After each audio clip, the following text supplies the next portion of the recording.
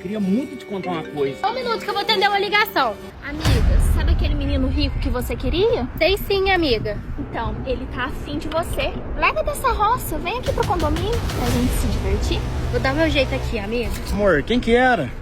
É só uma proposta de emprego na cidade. Entendi, mas que bom. Falando nisso, eu vou ter que ir lá hoje fazer entrevista. Que bom, amor, eu vou lá com você. Não! Mas por quê? Por que, seu caipira? Você não tem nada que me oferecer aqui nessa roça, não. Nenhuma condição de vida boa. Lá na cidade eu tenho tudo do bom, do melhor. O que eu tô fazendo aqui? O que eu tô cheirando aqui?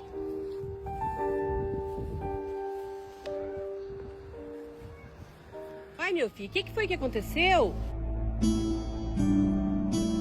Aí ela foi embora, né? Bem que a senhora me avisou, hein, mãe? E ela largou o amor verdadeiro por causa de dinheiro. Deixa nos comentários o que vai acontecer com ela futuramente.